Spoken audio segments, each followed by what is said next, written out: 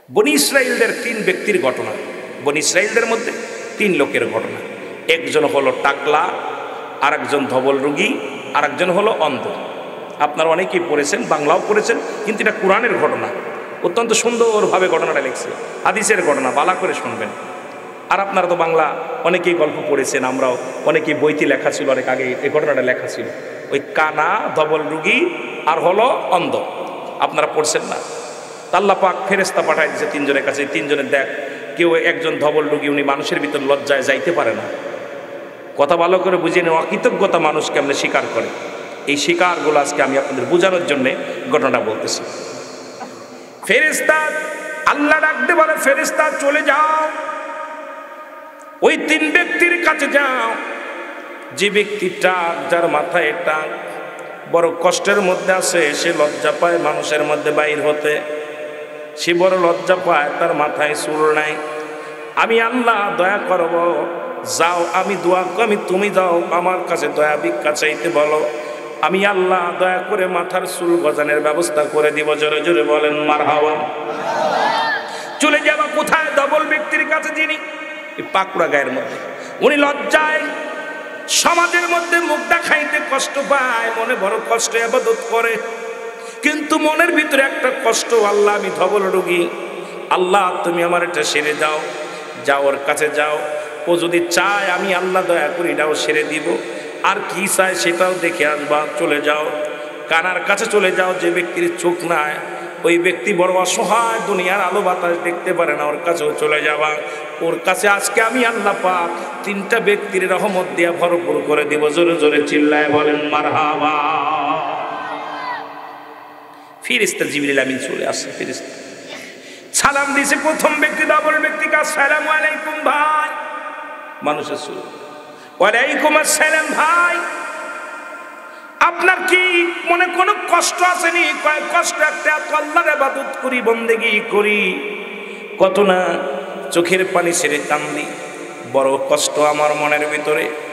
আমার আল্লাহ তাআলা যদি আমার এই ধবল রোগটা সেরে দিত, আমার এই যদি গায়ের রোগটা সেরে দিত, এই সাদা চামড়া, ধলা ধলা চামড়া, এই চামড়াটা যদি এক করে দিত, তাহলে আমি আল্লাহর দরবারে শুকরিয়া আদায় করতাম।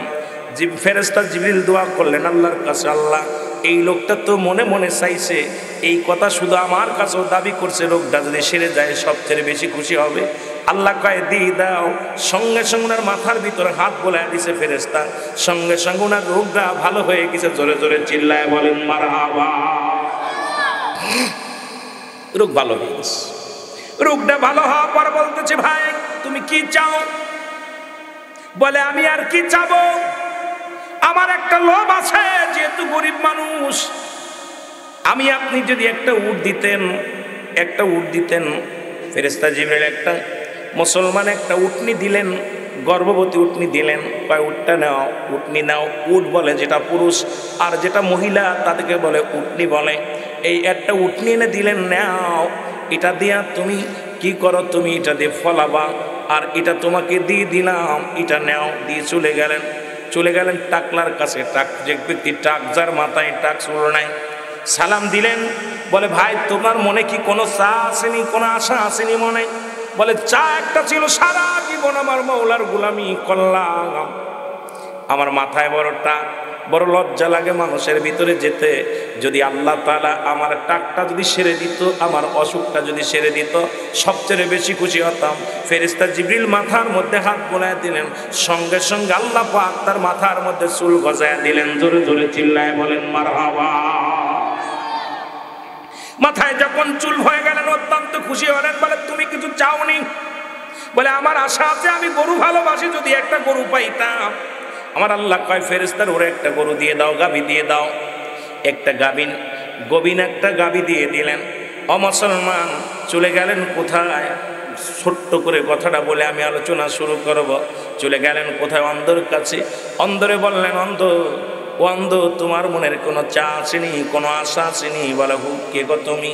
সবচেয়ে বড় চা, আল্লাহ যদি আমার চক্ষু দুটো ভালো করে দিত, ওই আল্লাহর দরবারে সারা জীবন প্রশংসা করতাম, আমার আল্লাহর শুকরিয়া আদায় করতাম, যদি চক্ষু দুটো ভালো হয়ে যেত।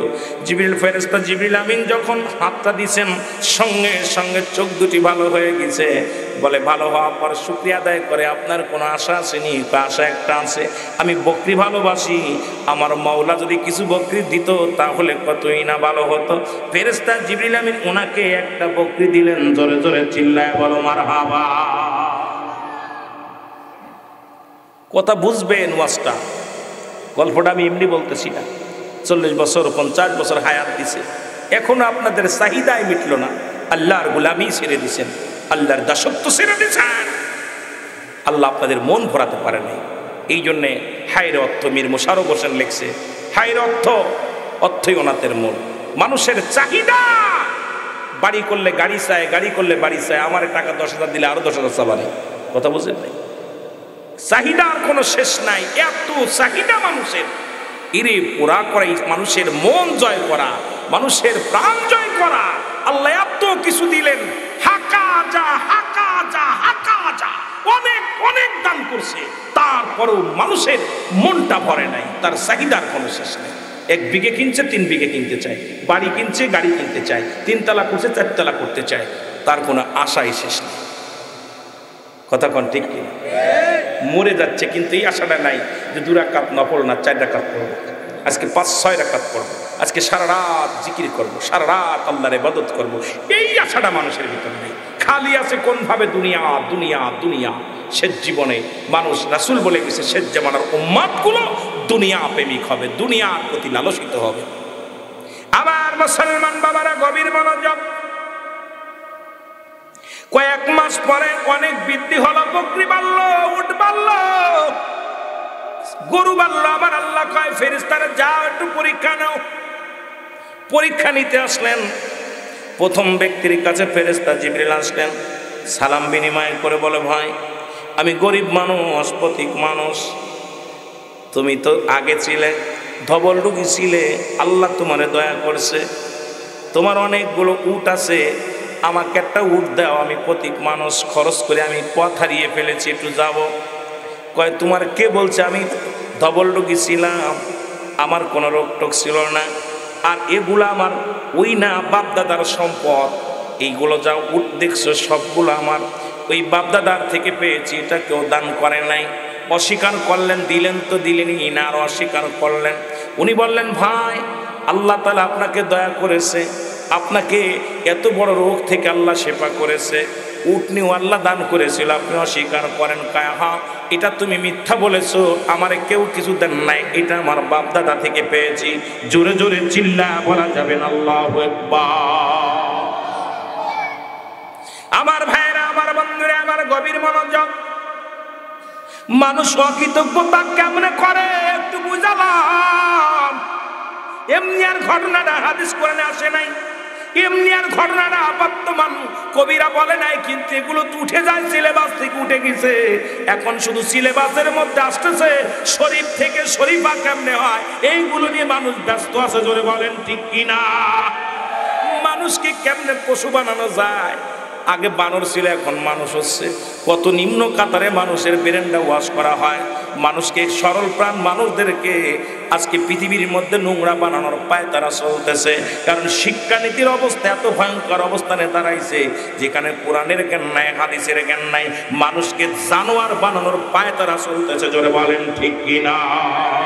এর দুর্নীতির ওই জায়গায় বসে জাহির করে জ্ঞান, কলম দিয়া কামায় টাকা, কলম দিয়া কামাই টাকা, আবার ধরে সাধুর ভানোরা, শিক্ষিত শয়তানোরা।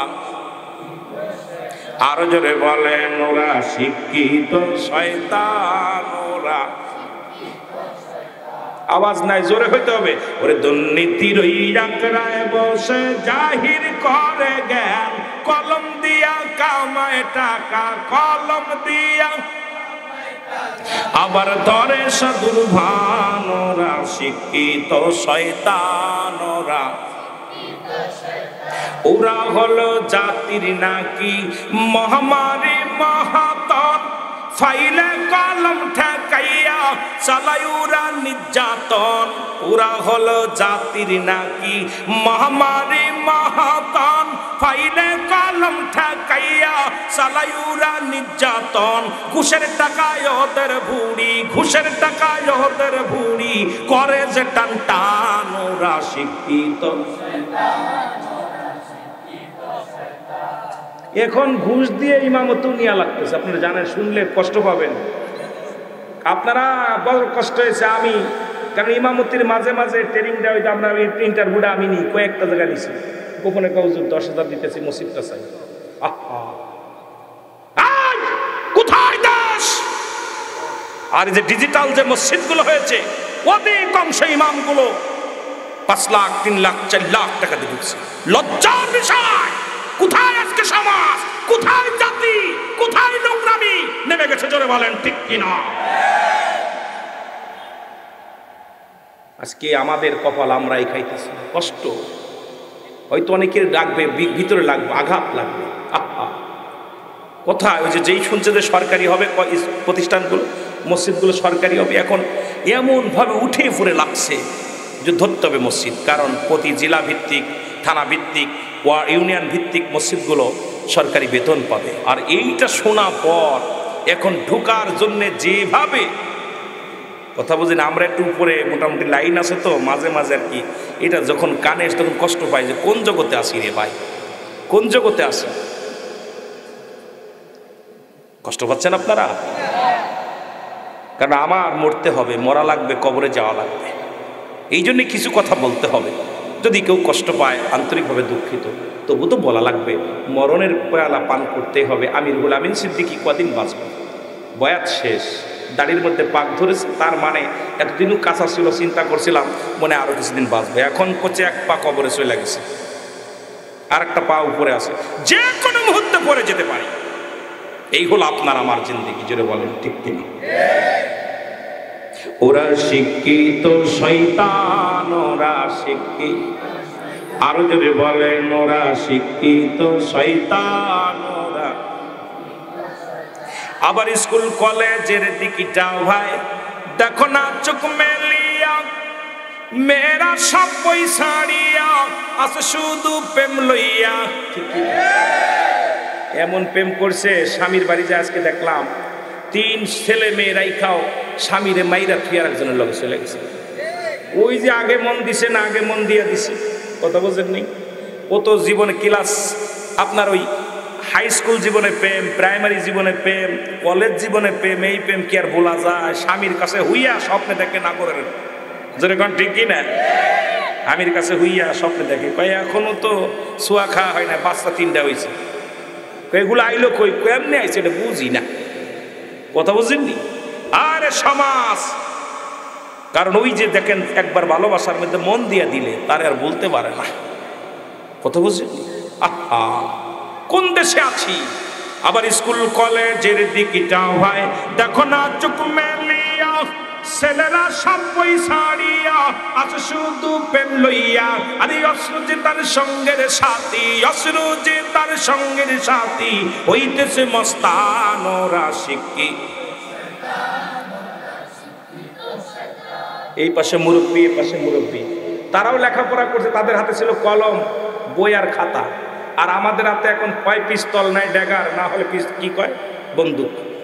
বিশ্বাস করবেন না, আপনাদের এই কুমিল্লা সরকারি কলেজে যায় দেখে আসেন, যে সমস্ত কলেজ বিশ্ববিদ্যালয় দেখবেন ছাত্ররা এখন আর বই কলম নাই, খাতা কলম নাই, তাদের হাতে সেকেন্ড গিয়ার, ফার্স্ট গিয়ার। বড় বড় বিশ্ববিদ্যালয় ফ্যান্টের মধ্যে ওপেন পিস্তল নিয়ে বাইর হচ্ছে। এই দেশের সুনাগরিক, তোদের নজরে পড়ে না যারা উপরের মহলে বসে আছে চেয়ারের মধ্যে, যে ছাত্রর হাতে পিস্তল, ছাত্রর হাতে হকি স্টিক, ছাত্রর হাতে বন্দুক, ছাত্রর হাতে পাইপে আপনার কি কয় বড় বড় রামদা, এগুলো কি তোদের নজরে পড়ে না?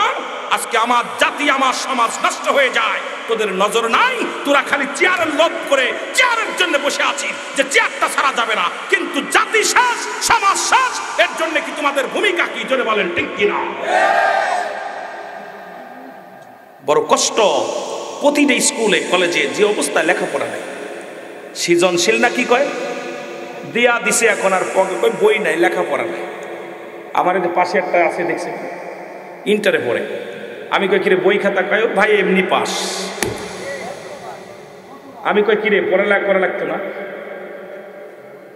মনির মামা আবার তো একদম আপন আত্মীয়, সাথে কয়দিন রয়েছে যে ভাই একটু গ্রামের দেশটা দেখবো। তা দেখ, গতকাল কয়দিন কোথায় কিরে তোর লেখাপড়া, কয় ভাই আমি বই খাতাও তো আনলের মধ্যে দেখতে পারিস একটু মাঝে মাঝে সাথে থাকলে, কয় ভাই এমনি পাস। যে জাতি এমনি পাশের চিন্তা করে, এই জাতি লেখাপড়া শিখে আজকে বেকারত্বের পিছনে মূল কারণ হলো আজকে আমাদের জ্ঞান অর্জন করি নাই, বিদ্যা অর্জন করি নাই, অর্জন করছি শুধু ডিগ্রি। জোরে বলেন ঠিক কিনা? ডিগ্রি অর্জন করেছি, আজকে বড় বড় ডিগ্রি লাগাইছি নামের পাশে, কিন্তু দেখা যায় কামে নাই। অভিশপ্ত, এক হলো অভিশপ্ত, দুই হলো জ্ঞান নাই। জোরে বলেন ঠিক কিনা? বড় কষ্টের মধ্যে আছি দাদু ভাই। এমন একটা জামানায় বক্তা হয়েছি যে জামানায় বলা যাবে না, কথা বলা যাবে না, কষ্টের মধ্যে আছে অনেক। মাঝে মাঝে নিজের চোখের পানি অজান্তে ঝাড়ে, যখন ঝড়ে রাত্রেবেলা ঝড়ে চোখের পানি। আল্লাহ, দেখলাম কি রাস্তাঘাটে, এই যে দেখলাম আমার যে ছেলেটার সাথে নিয়ে আসলো, রাস্তা গাড়ি উঠে গেছে গার পর, তাও সরে না। কথা বুঝলেন? মানুষের ভিতরে মায়া, মমতা, ভালোবাসা, প্রেম, ভ্রাতৃত্ব, মাতৃত্ব কিচ্ছু নাই। কি হলো? যেদিকে তাকায় সেদিকে বিপদ। কারণ কি? এ হলো কি? আমি তো চিন্তা করে কুল পাই না যে হলো কি। এত ওয়াজ হচ্ছে, এত মসজিদ হচ্ছে। আগের যুগে মসজিদ ছিল কাঁচা, মানুষের ঈমান ছিল পাকা, আর এখন মসজিদ হয়েছে পাকা, মানুষের ঈমান একেবারেই ফাঁকা। জোরে বলেন ঠিক কিনা? মসজিদ কাঁচা ছিল, ঈমান ঠিক ছিল। আর এখন মসজিদ যত উন্নত হচ্ছে, মানুষের ঈমান তত পরিবর্তন, তত ঈমান একেবারেই নেই। নামাজি বাড়ছে, মুসল্লি বাড়ছে, মসজিদ বাড়ছে, মৌলানা বাড়ছে, আলেম বাড়ছে, ইমানদারের অভাব। জোরে বলেন ঠিক কিনা? আমার ভাইরা, আমার বন্ধুরা, আমার শোনে না, কথা বলতে গেলে অনেক সময় অনেক কথা বলা লাগে। শুরু থেকেই ক্ষমা চেয়ে নিচ্ছি এই জন্যে, হয়তো অনেকের গায়ে লাগবে। দেশটা যেহেতু আপনার, দেশটা যেহেতু আমার, ভাবা আমাকেও লাগবে, আপনাকেও লাগবে। মনে করছেন অমুকের ছেলে নষ্ট হয়ে যায়, কিচ্ছু যায় আসে না, ওই ছেলে তো আমার, ওই ছেলেটা আমার বাংলাদেশের নাগরিক, সুতরাং ওর গায়ে কাদা লাগলে আমার গায়ে লাগবে, ও কষ্ট পাইলে আমার লাগবে। এই চিন্তা যাদের ভিতরে নাই, আমি মনে করি ইরাই হলো দেশ বিদ্রোহী। জোরে জোরে চিল্লায় বলেন ঠিক কিনা? খালি নিজে চিন্তা করো যে নিজে তো ভালো আছে না। দেশকে ভালোবাসা, সমাজকে ভালোবাসা। তুমি আর এক ভাইকে কষ্ট পাবে, আর এক ভাই নষ্ট হয়ে যাচ্ছে, তুমি চিন্তার চা আমার ছেলে মেয়ে তো ভালো আছে না, ও ভাইকে ফিরাও। দেশকে যদি ভালোবাসো, দেশের মানুষকেও ভালোবাসো। জোরে বলেন ঠিক কিনা? আমার ভাইরা, আমার বন্ধুরা, এমন কিছুদিন পরে চলে আসেন, অস্বীকার করলেন, মনে আসেনি? এবার চলে গেলেন, টাকার কাছে যার টাক ছিল, ফেরেশতা জিবরিল আমিন এসে বলে, ভাই আপনার তো অনেক গরু, মাঠ ভরা গরু, অনেক গরু, আল্লাহ আপনাকে অনেক দিছে, আপনি ছিলেন টাক, আপনার মাথায় চুল ছিল না, আল্লাহ আপনাকে চুল দিছে।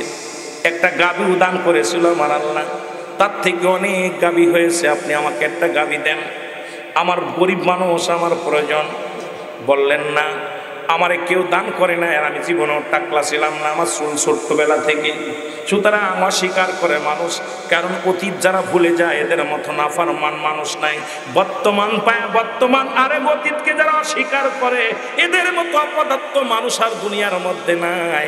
আমি কি ছিলাম, কি হয়েছি, আর কি হবে, এই চিন্তা যাদের মধ্যে নাই, এই সমস্ত মুনাফিক দ্বারা ইসলামের কোনোদিন উপকারে আসতে পারে না। জোরে বলেন ঠিক কিনা? ছিলাম কি, হলাম কি, আর হব কি? আমার ভাইরা, আমার বন্ধুরা, আমার চলে গেলেন কোথায়? কানার কাছে। কানাকে সালাম দিয়ে বলে, ভাই আপনার তো দুটি চোখ কানা ছিল। বলে, হ্যাঁ। আল্লাহ তাআলা আমার চোখ দুটি একজন দরবেশের খাতির আল্লাহ ভালো করে দিছে। শুধু ভালো করে না, আমাকে একটা বকরি দিয়েছিল, তার থেকে আজকে ছাগলের পাল, অনেক পাল হয়েছে। আমার একটা দেওয়া কয়, একটা নয়, দুটি নয়, আপনার যতগুলো লাগে যে আল্লাহ আমারে দান করেছে, এটা আল্লাহ আমারে দান করেছে, আল্লাহ আমারে দিয়েছিল।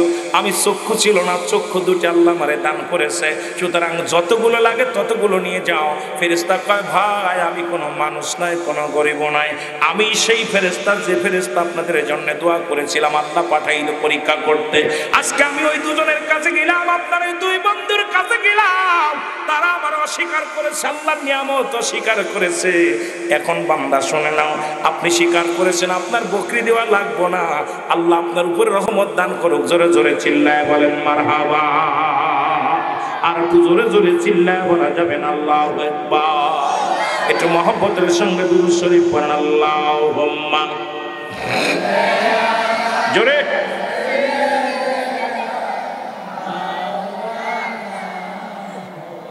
ওয়ালা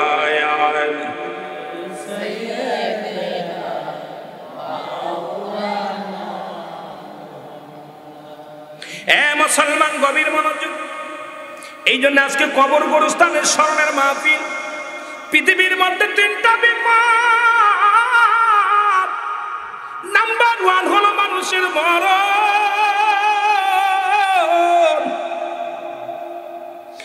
নাম্বার 2 হলো কবর, নাম্বার 3 হলো কিয়ামতের ময়দান।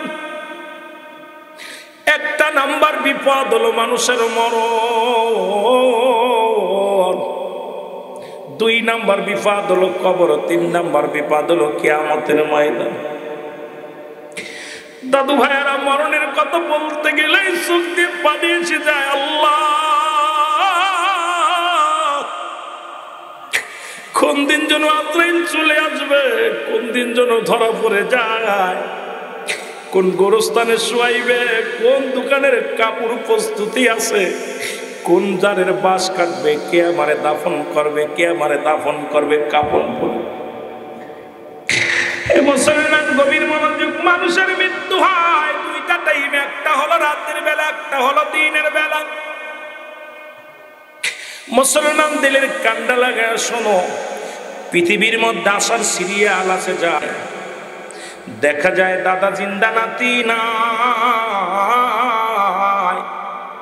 দেখা যায় বাবা জিন্দা, সন্তান নাই, সন্তানের লাশ বাবার কাঁধে, বাবার লাশ সন্তানের কাঁধে।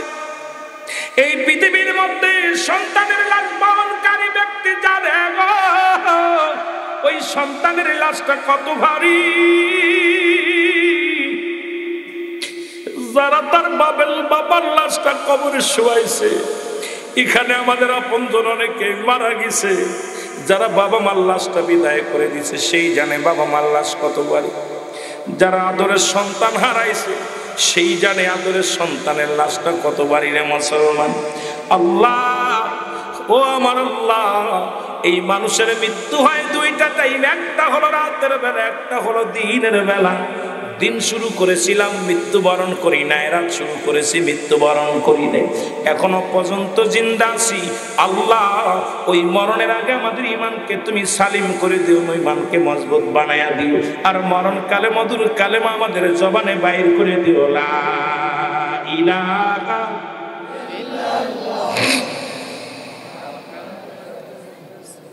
এরে আজ না হয় কাল তুমি যাইবা কবরে, মরার পরে দেখবে চেয়ে গো তোমার সবই রইল পড়ে, মরার পরে দেখবে চেয়ে গো তোমার সবই রইল, মরার পরে দেখবে চেয়ে গো। বলে না আজ না হয় যাইবা কবরে, আজ না হয় কাল তুমি মরার পরে দেখবে চেয়ে গো তোমার সবই রইল পড়ে, মরার পরে দেখবে চেয়ে। ঠিক কিনা? এর দাদায় গেছে, বাবায় গেছে, কেউ আইলো না ফিরে, এই যে কবরবাসী যারা শুয়ে আছে মসজিদের আশেপাশে, কত কান্না কানলো, কত না ধরে রাখার চেষ্টা করলো, কেউ রাখতে পারে নাই। পৃথিবীর ওষুধ পাওয়া যায়, রোগের ওষুধ পাওয়া যায়, মরণের ওষুধ পাওয়া যায় না। এই মরণ রোগের কোনো ওষুধ নাই। কত দাদা গেল, দাদি গেল, কেউ ফিরে আসে না। কবি আফসোস করে বলেন, এর দাদাই গিয়েছে, বাবাই গিয়েছে, কেউ আইলো না ফিরে, তোমার তো যাইতে হবে গো ভাই অন্ধকার কবরে আমার তো। আরো জোরে বলেন, আমার তো যাইতে হবে গো। বলেন আজ না হয় কাল তুমি মরার পরে দেখবে চেয়ে গো, তোমার সবই রইল।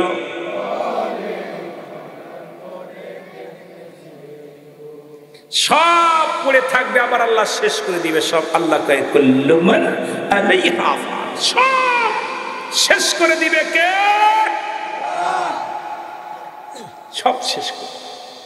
বাড়ি করলা, গাড়ি করলা, সব করে বাড়ি করলা, গাড়ি করলা, সুন্দর নারী বিয়া করলা,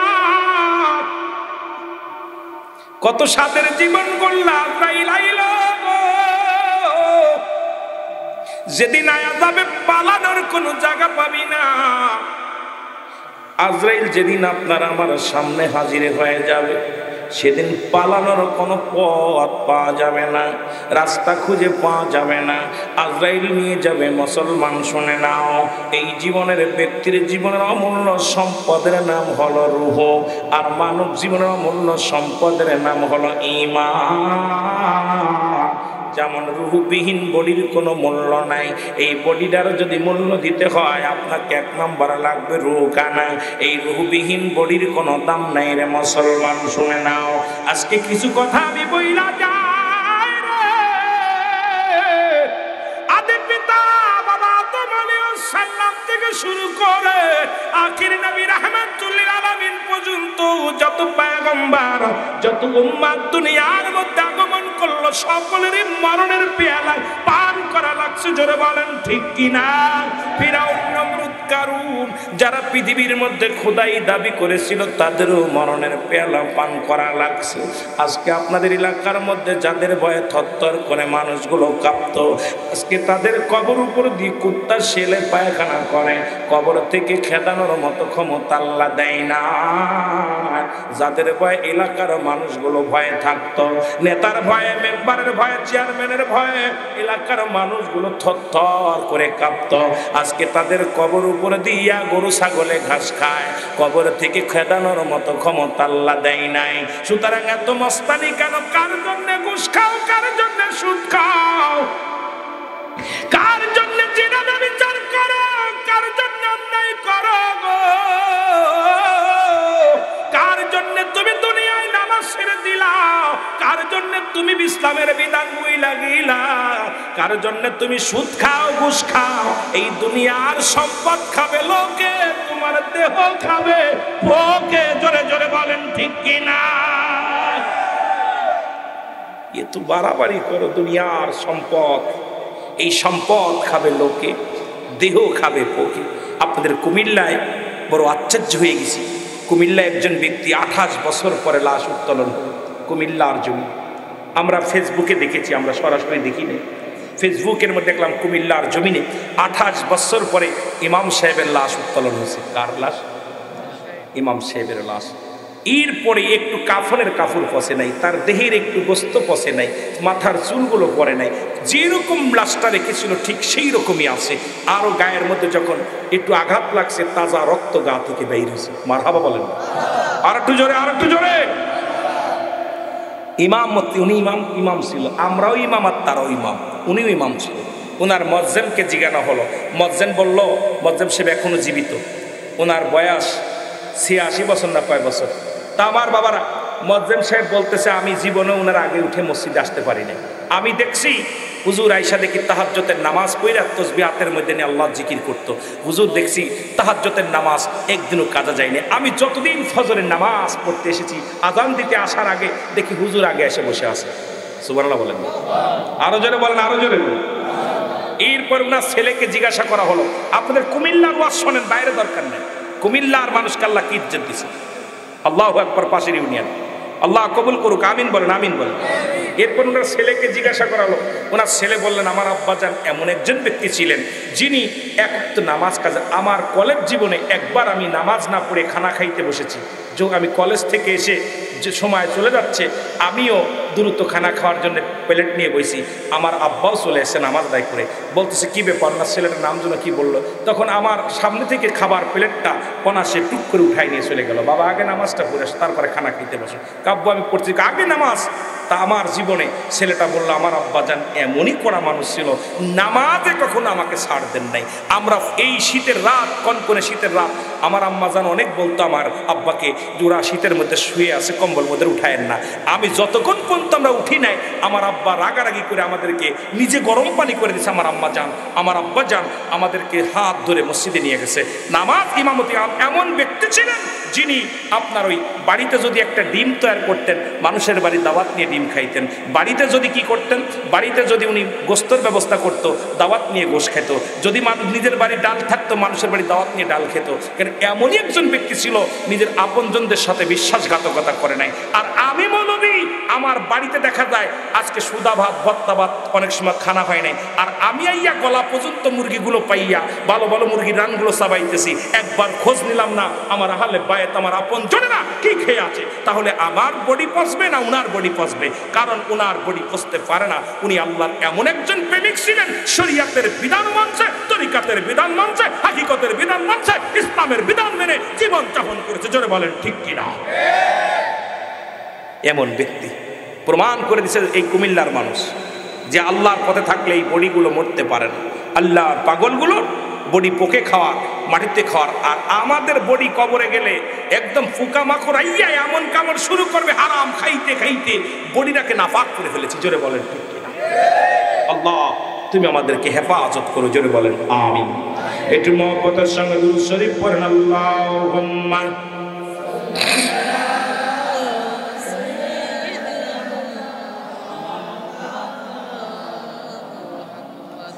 ওয়ালা আলি সাইয়্যিদিনা।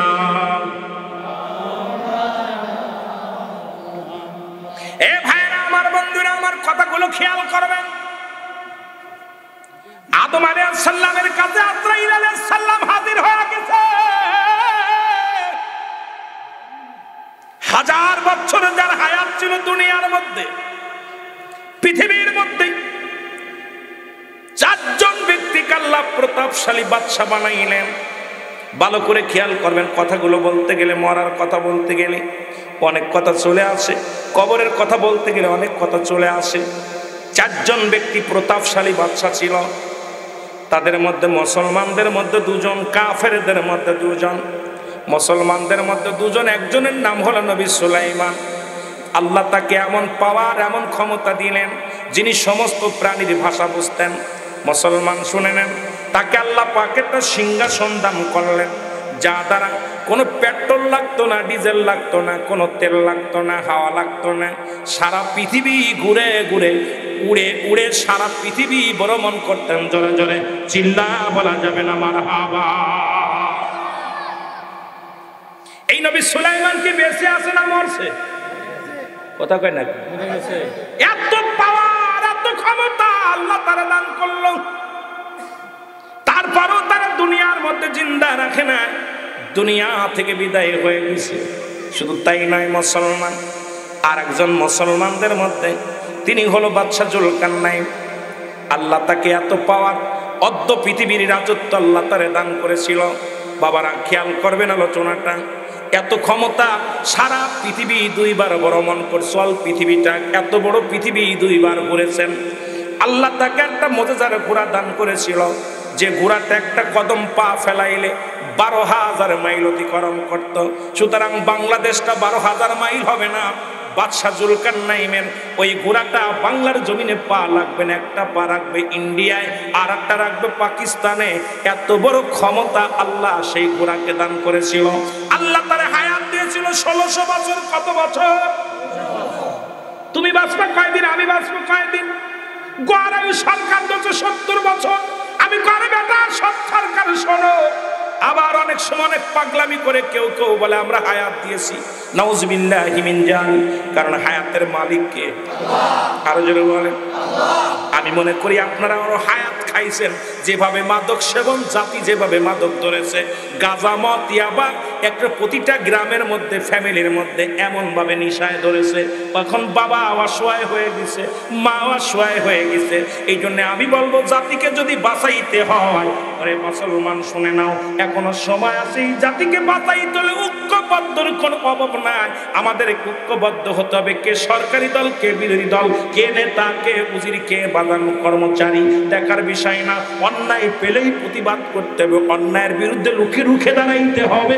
জাতিকে বাঁচাইতে হলে আমাদেরকে জাগতে হবে, আর ঘুমানোর সময় নাই। জোরে বলেন ঠিক কিনা? জাগতে হবে, ঘুমানোর সময় নাই।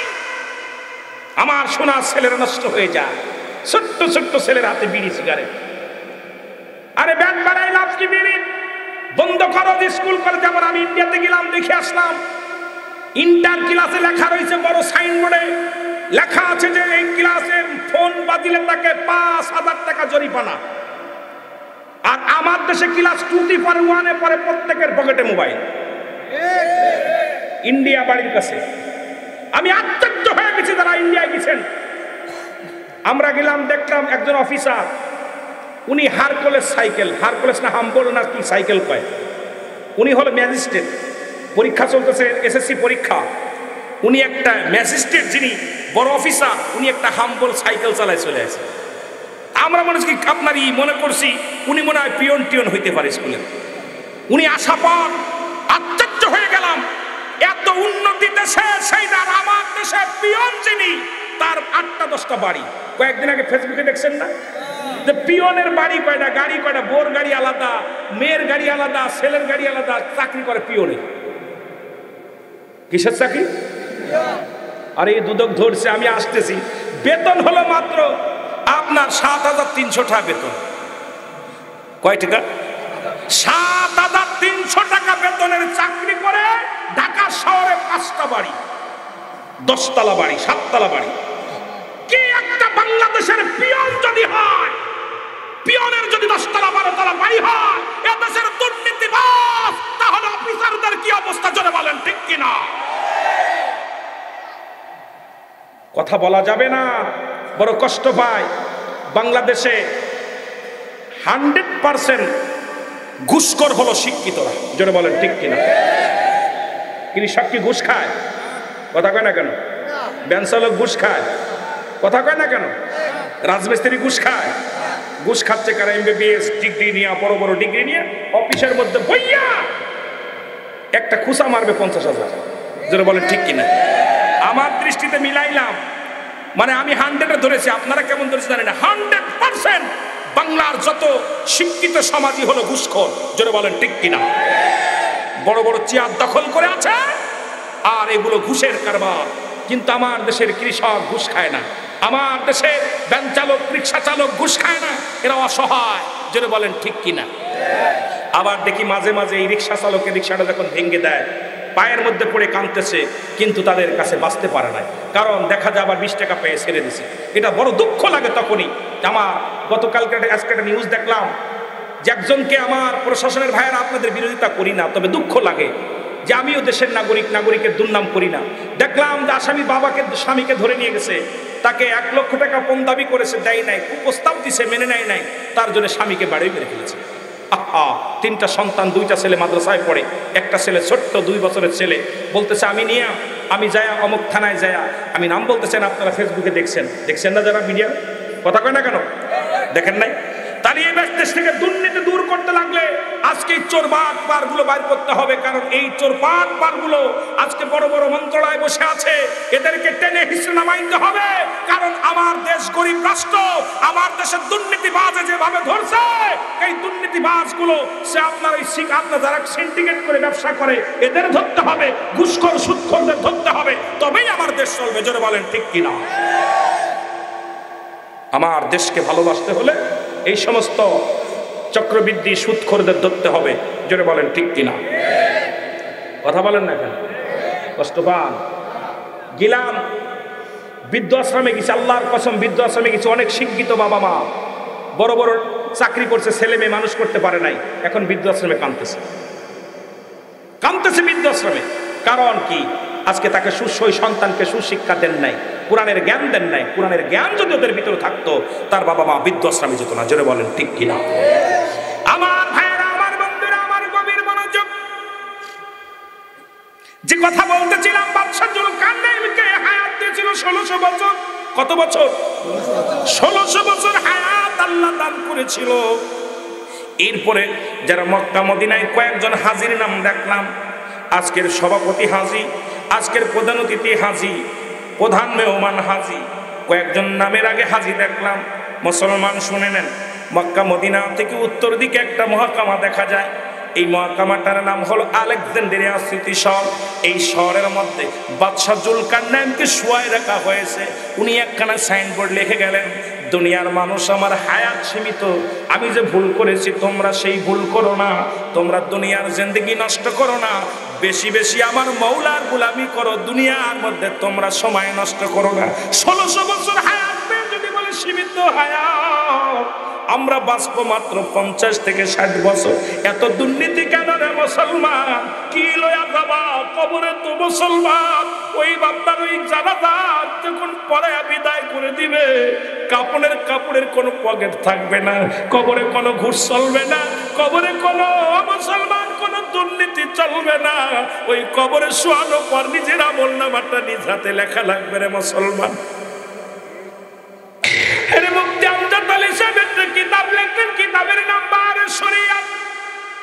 এই কিতাবের মধ্যে লিখতে যা বললেন, দুনিয়ার মানুষ শোনো,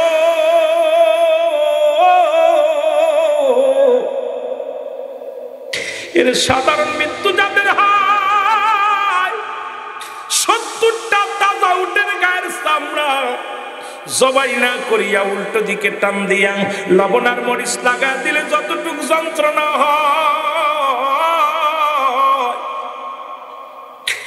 এর 70 মুসলমানের চাইতে 70 গুণ যন্ত্রণা হলো একটা সাধারণ মৃত্যু।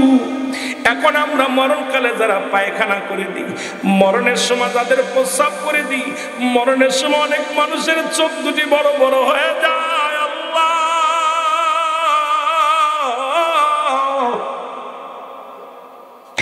এর মরণের সময় অনেকের জিহ্বা খাত বাইর হয়ে যায়। তাদের মরণটা কত কঠিন হয়।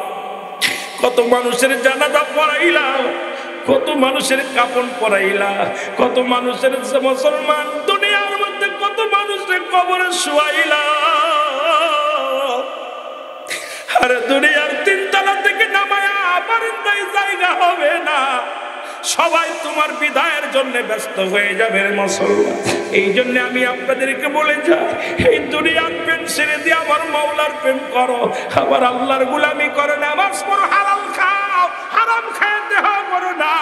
কারণ এই দুনিয়ার সব কিছু করে থাকবে, তুমি থাকবা না। জোরে বলেন ঠিক কিনা? রে আজ না হয় কাল তুমি যাইবা কবরে, মরার পরে দেখবে চেয়ে গো তোমার ছবি রইল। আরো জোরে বলেন, মরার পরে দেখবে চেয়ে গো তোমার ছবি রইল। এর ঘর করলাম, বাড়ি করলাম, ঠিক কিনা? আরে এই দুনিয়ার মায়ায় পড়ে যেতে হবে সবই ছেড়ে গো তোমার, যেতে হবে সবই ছেড়ে গো।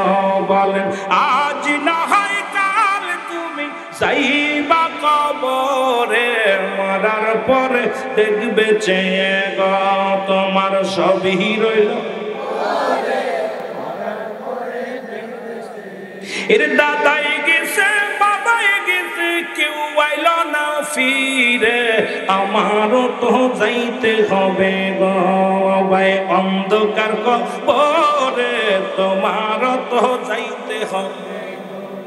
আরে কত মানুষ যাদেরকে এত আদর করলাম, একটা মশার কামড় সহ্য হয় না, একটা মশার কামড় দিলে তা ভয় পাওয়ার জন্য মশারি টানাইতেছি, কত কি করতেছি। আহা, কবরে যেখানে বিছনা নাই, যেখানে কোনো বাতি নাই, কোনো বন্ধু নাই, সাথী নাই, সেখানে।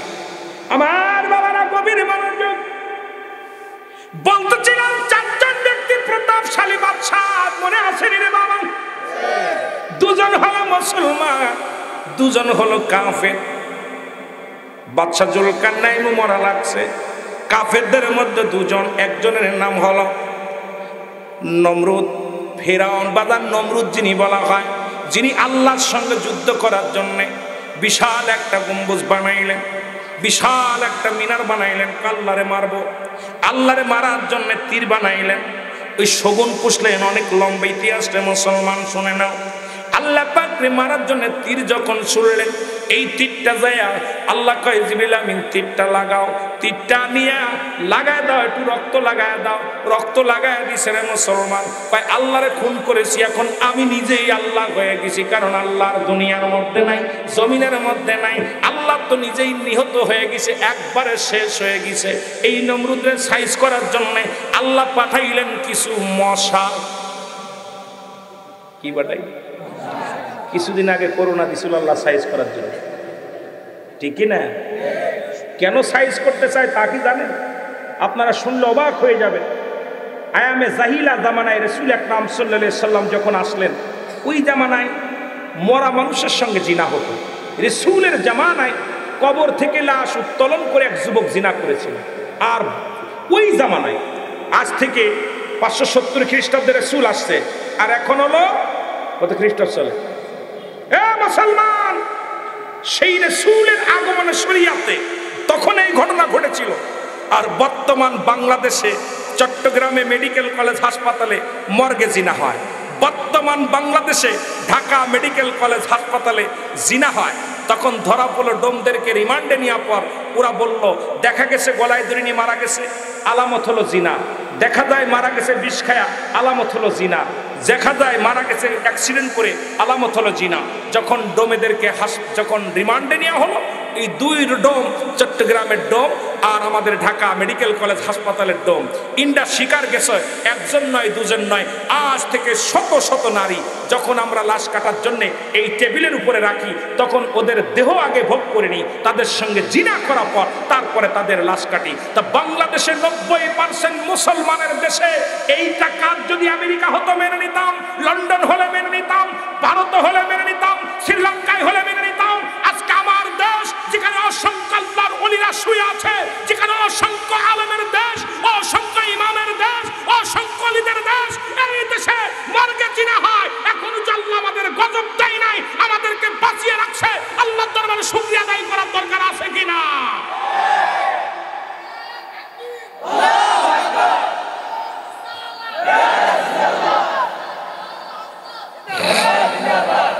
একটা কথা, আমি কি মিথ্যা কথা কইছি?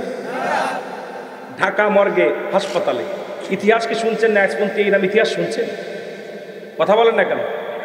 আবার গাইবান্ধা শুরু হয়েছে গত সপ্তাহে 4টা আপনার নিউজ দেখেন যে মরা লাশ, বাচ্চা লাশ মারা গেলে এরা উঠায় গোস্ত রান্না করে খাচ্ছে, তাজা খাচ্ছে, নরখাদ্য। কবর থেকে লাশ উঠায় খাচ্ছে, ওরা মনে করছে শিয়াল। আশ্চর্য হয়ে গেছে শিয়াল দেখে। গাইবান্ধার জমিনে সাদুল্লাপুর, গাইবান্ধার জমিনে সাদুল্লাপুরের জমিনে গোরস্থানে, বিশাল বড় গোরস্থান, কেন্দ্রীয় গোরস্থান। তোমরা যাচ্ছে এলাকা থেকে রাস্তা দিয়ে যখন যাচ্ছে, তখন ওরা মনে হচ্ছে মনে হয় লাশ মনে হয় কবর থেকে উঠায়, মনে হয় করতেছে কি কবর থেকে উঠায়া আপনার করতেছে, শিয়ালে খাচ্ছে। যখন লোকজন দেয় নরখাদক, 2 খাদকে উঠায় লাশ ছিঁড়ে ছিঁড়ে তাদের ডানা খাচ্ছে, হাত খাচ্ছে, এগুলো খাচ্ছে। কোথায় আছেন? কোন দেশে আছেন? আহা, এই জন্যে আমাদেরকে খালি প্রশাসনের দিক তাকায় থাকলে চলবে না। দেশের যদি শান্তি চান, দেশের মঙ্গল চান, দেশের যদি সমাজকে বাঁচাইতে চান, আমাদের ঐক্যবদ্ধ হয়ে অন্যায়ের বিরুদ্ধে প্রতিবাদ করতে হবে। জোরে বলেন ঠিক কিনা? জোরে বলেন ঠিক কিনা? ওই এমপি সাহেব একা কি করবো? আপনার চেয়ারম্যান সাহেব একা কি করবো? মেম্বার সাহেব একা কি করবো? আমাদের জনগণ যারা আছি, গাঁজাখোর কিনা আমরা জানি, মদখোর কিনা আমরা জানি, আপনার কিনা চুরি করে জানি, কিনা ডাকাতি করে আমরা জানি। আমরা যদি প্রশাসনের সহযোগিতা করি, আমরা চেয়ারম্যানের সহযোগিতা করি, মেম্বারের সহযোগিতা করি, সমাজ থেকে দুর্নীতি দূর করতে পারি। জোরে বলেন ঠিক কিনা? এখন আমরা চোখ বন্ধ করে আছি যে এটা তো দায়িত্ব ইমাম সাহেবের, এটা দায়িত্ব চেয়ারম্যানের, এটা দায়িত্ব মেম্বারের। না, যেহেতু বাংলাদেশের নাগরিক আমরা, বাংলাদেশের ভালো মন্দ প্রতিটা মানুষের দেখা উচিত। জোরে বলেন ঠিক কিনা? কষ্ট পাচ্ছেন? মুসলমান গভীর মনোযোগ, যে কথা বলতেছিলাম আমার বাদানেরা দিলের কান্ডা লাগা শুনে নাও। কোথায়?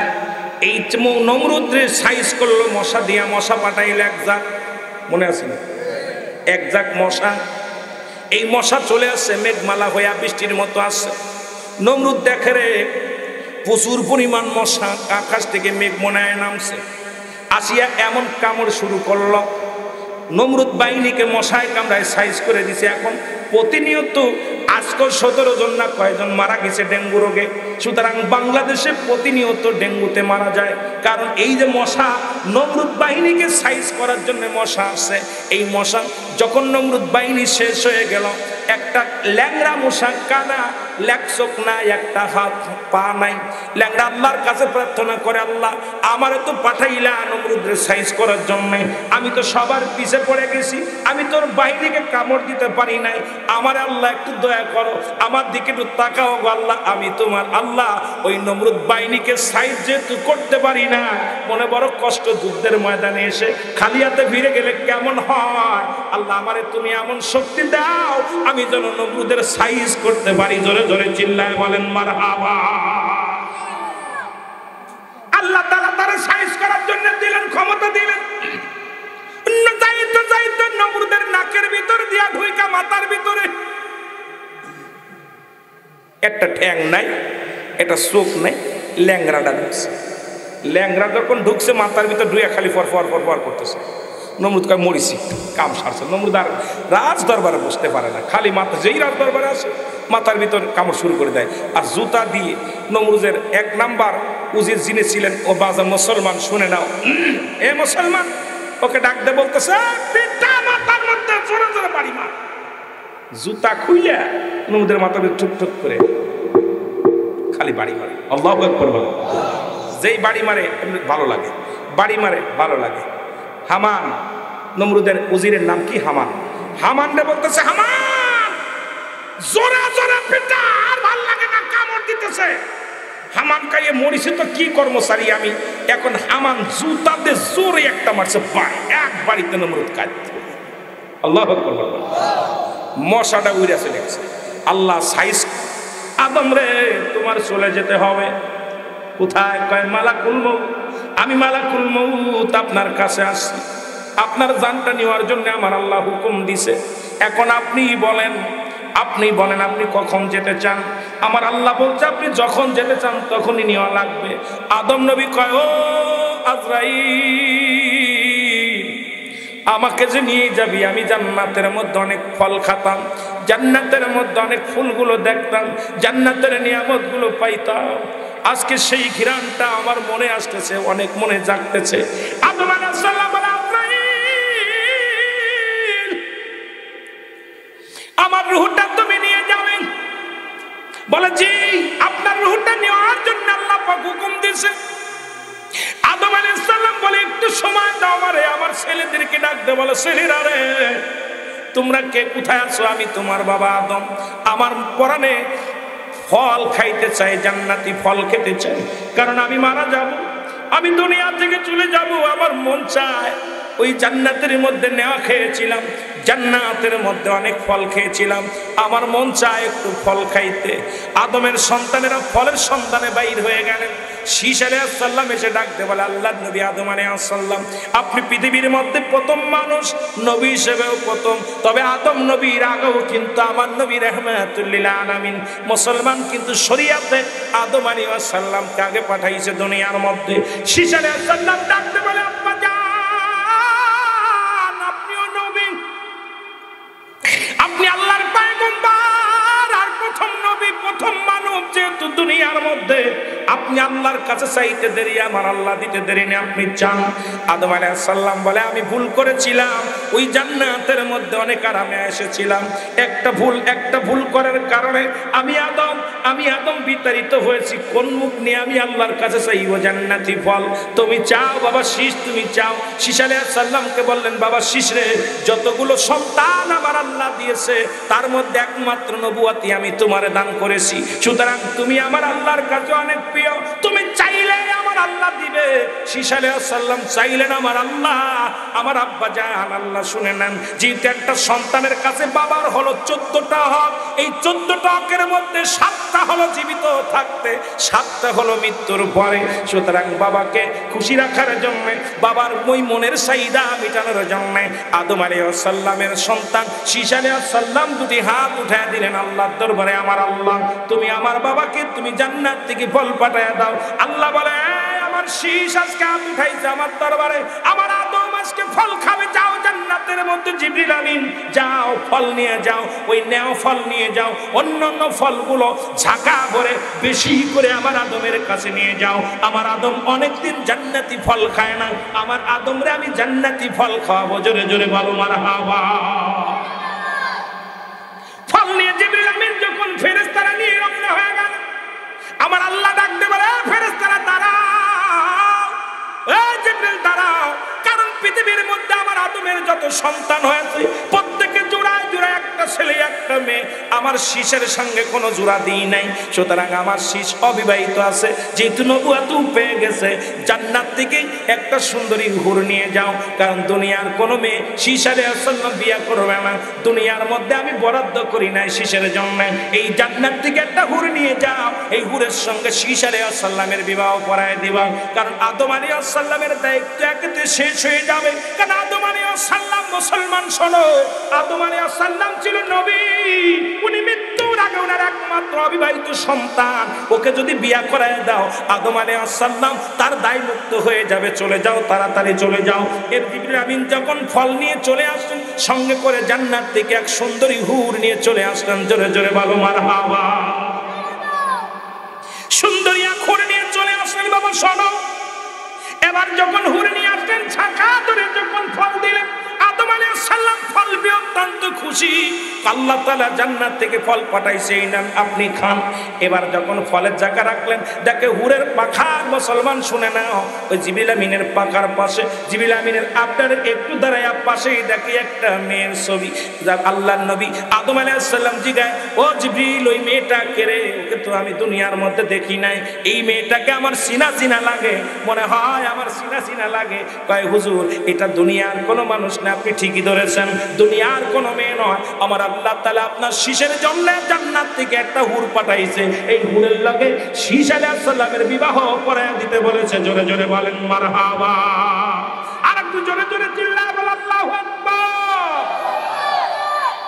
আদম আলাইহিস সালাম বিয়ের আয়োজন করে দিলেন, বিবাহ হলো, যত মেহমান ছিল সবাই রে খাওয়াইলেন, ওই জান্নাতি ফল দিয়ে মেহমানদারি করলেন, জান্নাতি ফল খাওয়াইলেন যত যাত্রীর লোক এসেছিলেন।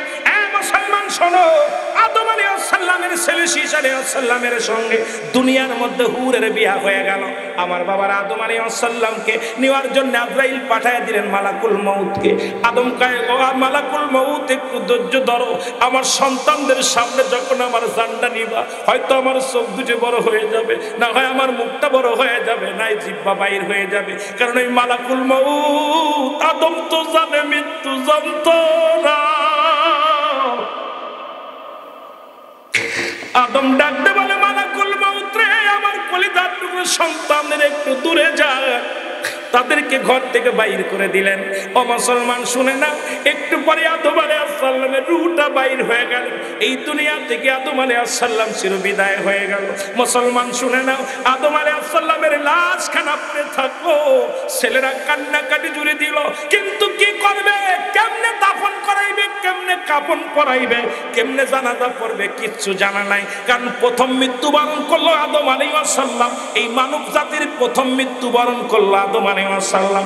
এখন আপনাদের প্রশ্ন থাকতে পারে, ভাইজান আদমের ছেলে তো আগে মারা গেছে। হ্যাঁ গেছে, ওই হাবিল কাবিলের ঝগড়া আপনারা সবাই জানেন, ওই দৃশ্য তো আর আদমের ছেলেরা জানে না, কেমনে মাটি দিয়েছিল, কেমনে তার দাফন করেছিল, কেমনে তার কবর খুঁড়েছিল কেউ তো জানে না, কিন্তু আদমের বংশের মধ্যে প্রথম মৃত্যুবরণ করলেন আদম আলাইহিস সালাম।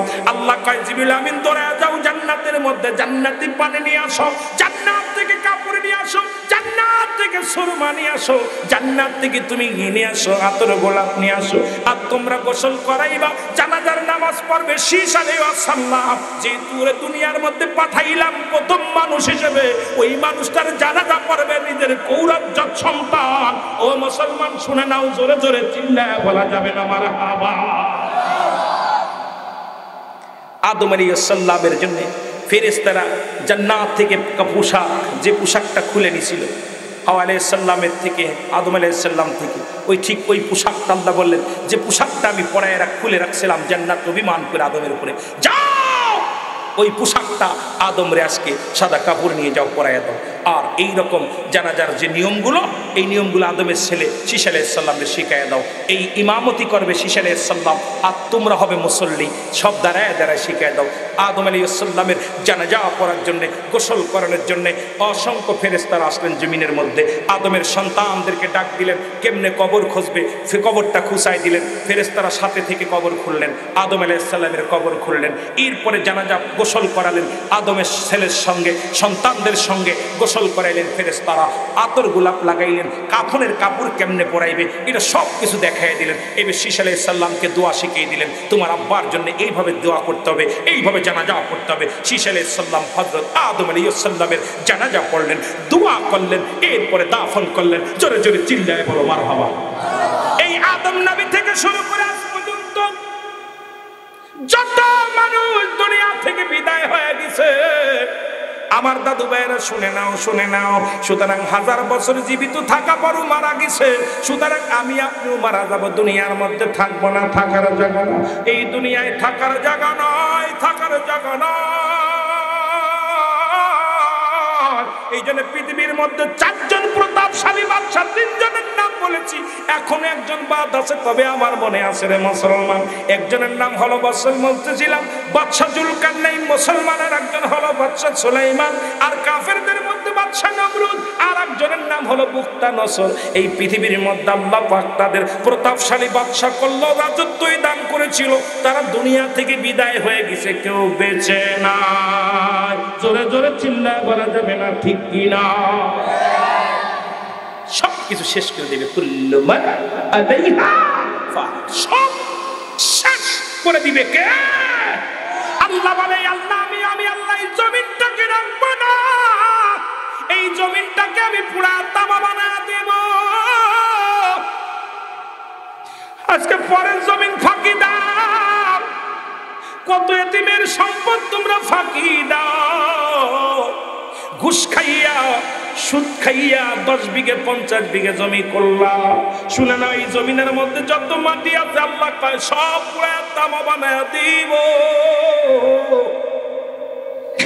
এই জমিনের মধ্যে যত পানি আছে সমস্ত পানিগুলো আমি আল্লাহ পুরায়া ছাই বানায় দিব। যেদিন কিচ্ছু বলতে কিচ্ছু থাকবে না, সেদিন থাকবো শুধু আমি আল্লাহ। জোরে জোরে চিল্লায় বলা যাবে না মারহাবা। আল্লাহ কয় জমিনটা আমি পুরায়া তামা বানায় দেব, এই জমিনটা থাকবে না, জমিনের মধ্যে কিচ্ছু থাকবে না। শুধু তাই নয়, এই জমিনটা শেষ হওয়ার পর এই জমিনে যত পানি আছে সব পানি পুরায় ফেলবো, পুরায় বানাবো ছাই, কিচ্ছু যেদিন থাকবে না, থাকবে কে? আর একটু জোরে বলেন কে? আজ কয়দিন দেখতেছি কিছু শায়েখরা বলতেছে আল্লাহ সব জায়গা থাকে না। নাউজুবিল্লাহ, নাউজুবিল্লাহ বলেন না। আমি বড় আশ্চর্য হয়ে যাচ্ছি, এটা কেমনে শায়েখ হলো? বললো যে আল্লাহ সব জায়গা থাকে না। আর একজন বলতেছে কলব থাকে মানুষের কপালে। নাউজুবিল্লাহ বলেন না। কি শুরু হলো এটা? এটা কি শুরু হলো?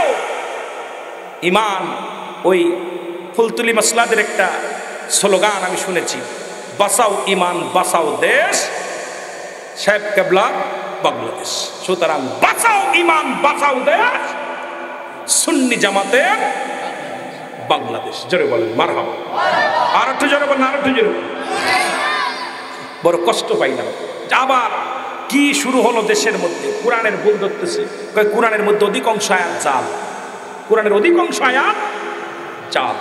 এর বলতেছে, আবার বলতেছে নবীজির নামের সঙ্গে কালিমাটা লা ইলাহা ইল্লাল্লাহ মুহাম্মদ শব্দটা নেওয়াই শিরক। নাউজুবিল্লাহ বলেন না। আবার এমনও পাগল আছে, সেই পাগলদের অনেক, সেই সব শায়েখদের অনেক মুরিদ আছে, বলতেছে বাথরুমে বসে সালাম দেওয়া যায়। নাউজুবিল্লাহ বলেন না কেন? এই সমস্ত শায়েখরা আমাদের ছেলেদেরকে গুমরাহির পথে নিয়ে যাচ্ছে।